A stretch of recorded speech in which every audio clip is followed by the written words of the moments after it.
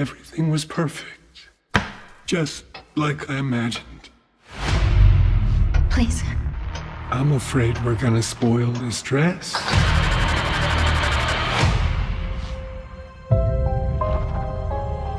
Welcome to your home away from home. This dwelling was built by architect Frederick Banner in 1955. If I had to be stuck in a house, it could do worse than this. Do you think he's watching us? Oh, yeah.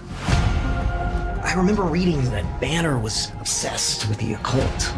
His wife disappeared under mysterious circumstances. His young son went into foster care.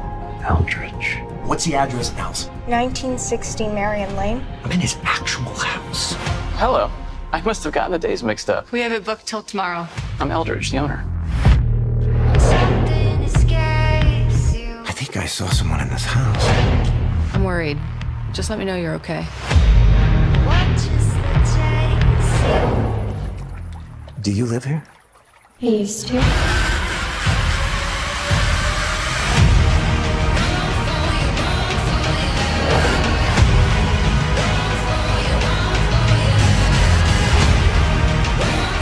think I found some human remains. My father committed multiple murders.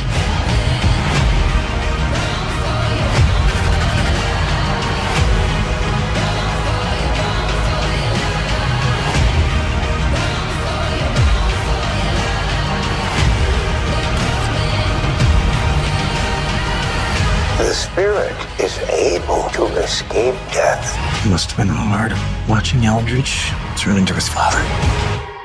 Help me put an end to him.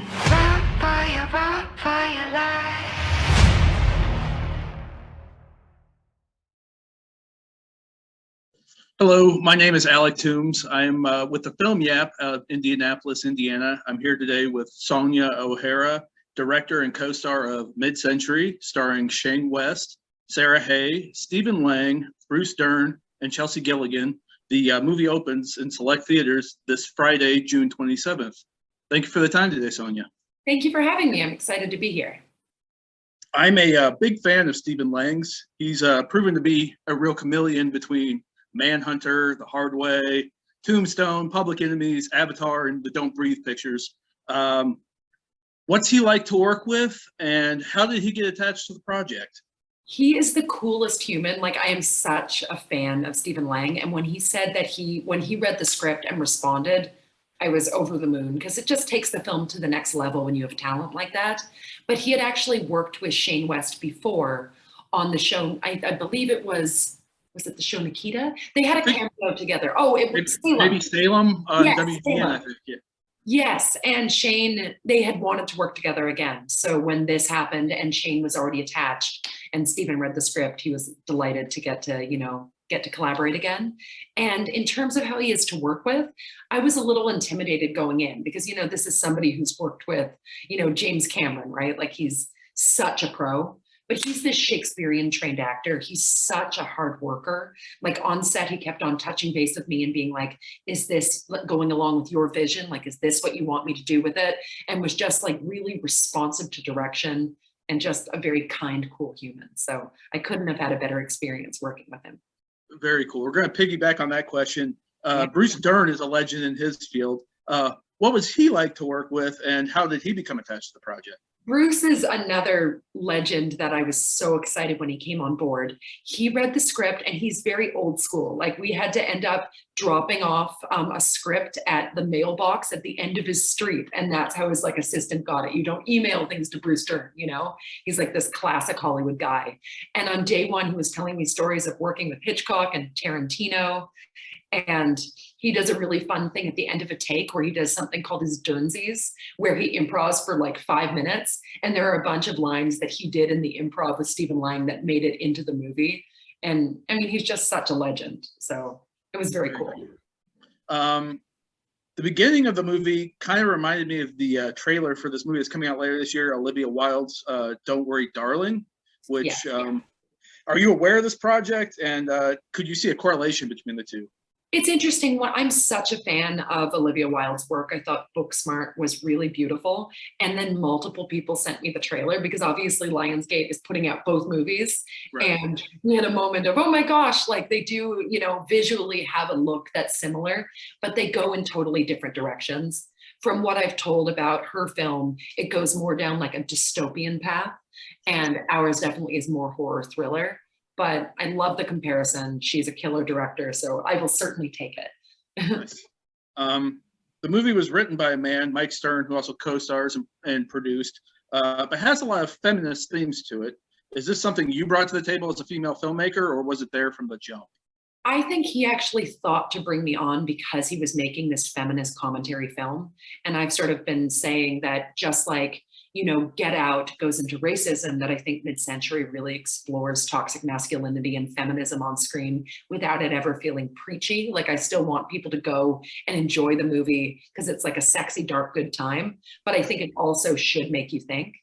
And I think that Mike's script really playfully and interestingly goes into these like toxic men of yesteryear. Like, Stephen Lang's character plays like a very quintessential character that's sort of based on, a Frank Lloyd Wright, like one of these men that, maybe did dabble in the occult, but also had this like very classic, like American dream, So, Sure. Yeah.